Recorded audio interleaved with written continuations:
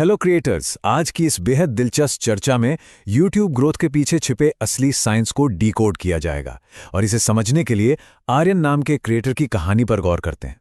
आर्यन एक बहुत ही मेहनती लड़का है जो अपनी कला दुनिया तक पहुंचाना चाहता है और उसकी ये यात्रा उन सभी के लिए एक मास्टर क्लास है जो अपनी ग्रोथ को लेकर संघर्ष कर रहे हैं।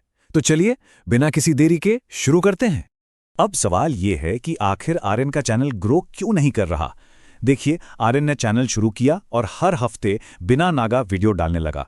एडिटिंग में भी जी जान लगा दी, लेकिन कुछ महीनों बाद वही निराशा। मैट्रिक्स बिल्कुल वहीं के वहीं अटके हैं। हालत ये हो गई है कि वो दिन भर अपने एनालिटिक्स को किसी कजिनो की स्लॉट मशीन की तरह रिफ्रेश करता रहता है, बस इसी उम्मीद में कि शायद कोई चमत्कार हो जाए।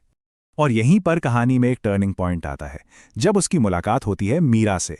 मीरा एक बहुत ही अनुभवी क्रिएटर है। वो आर्यन की इस हताशा को तुरंत भांप लेती है और उसे समझाती है कि यूट्यूब पर सफलता कोई रातों रात होने वाला चमत्कार बिल्कुल नहीं है। मीरा उसे उसकी 5 सबसे बड़ी गलतियां और सफलता के वो गुप्त मंत्र बताती है जो चैनल को आगे बढ़ने से रोक रहे हैं। तो जो सबसे पहली गलती मीरा पकड़ती है वो है पहचान और मिशन की कमी।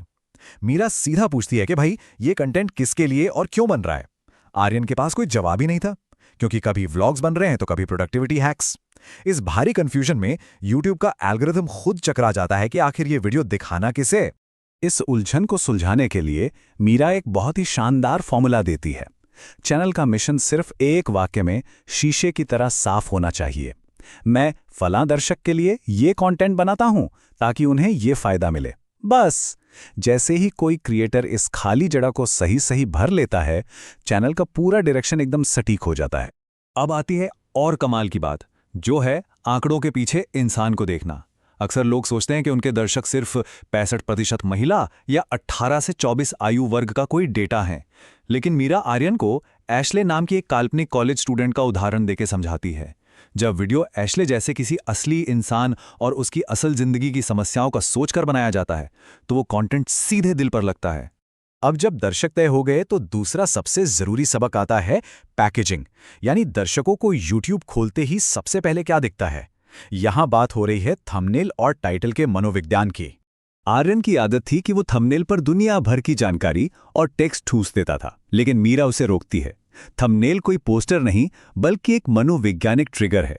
इस पर 12 शब्दों से कम टेक्स्ट होना चाहिए और पीले या लाल जैसे एकदम गहरे और हाई कंट्रास्ट रंग होने चाहिए। और सबसे बड़ी बात, चेहरे के हाव भाव, जैसे बहुत ज्यादा हैरानी या खुशी।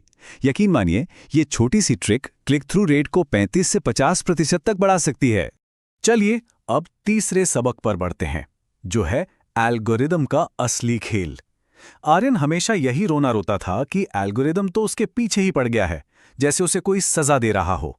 लेकिन मीरा हंसते हुए जो बताती है वो आंखें खोलने वाला है। एल्गोरिदम कोई सख्त टीचर नहीं है जो सजा दे, बल्कि वो तो दुनिया का सबसे बड़ा मैच मेकर है, एक तरह का डेटिंग कोच। वो बस हर वीडियो को सही दर्शक के साथ एक ब्लाइंड डेट पर भेजने की कोशिश करता है। अगर दर्शक वीडियो पर नहीं रुकते हैं तो इसका सीधा मतलब है कि वो मैच सही नहीं था। इसमें कोई दुश्मनी नहीं है, बस सही जोड़ी बनाने की कोशिश है। अब इन ब्लाइंड डेट्स को सफल कैसे बनाएं?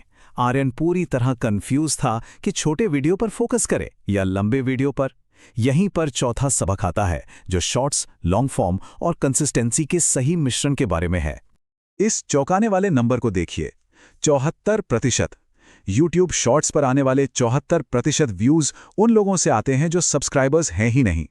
इसका सीधा सा अर्थ यह हुआ कि शॉर्ट्स नए और अनजान लोगों तक पहुंचने का एक गजब का डिस्कवरी इंजन है।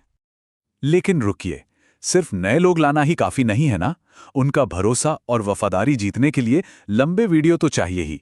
और यहाँ ये आंकड़ा बहुत काम का है। जो चैनल एक पक्के शेड्यूल पर टिके रहते हैं, वो दूसरों के मुकाबले 67% ज्यादा तेजी से बढ़ते हैं। हफ्ते में एक लंबा वीडियो और 3-4 शॉर्ट्स का नियम अपनाना एकदम गेम चेंजर साबित हो सकता है। और आखिरकार हम पहुंचते हैं 5वें सबक पर, सफलता का मोमेंटम या गति बनाना।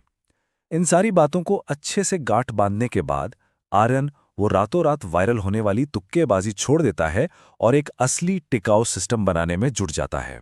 वो अपनी रणनीति बदलता है और इस 3 स्टेप के सिस्टम पर आ जाता है। सबसे पहले, वीडियो के शुरुआती 8 सेकंड में एक ऐसा तगड़ा हुक देना कि कोई स्क्रीन छोड़कर जा ही ना पाए। इसके बाद एक मोमेंटम बनता है जिससे दर्शक एक के बाद एक वीडियो बिंज वॉच करने लगते हैं। और इसी लगातार मेहनत का नतीजा ये होता है कि आर्यन फाइनली अपने 1000 सब्सक्राइबर्स के उस जादुई आंकड़े तक पहुंच जाता है जहां से असली कमाई शुरू होती है।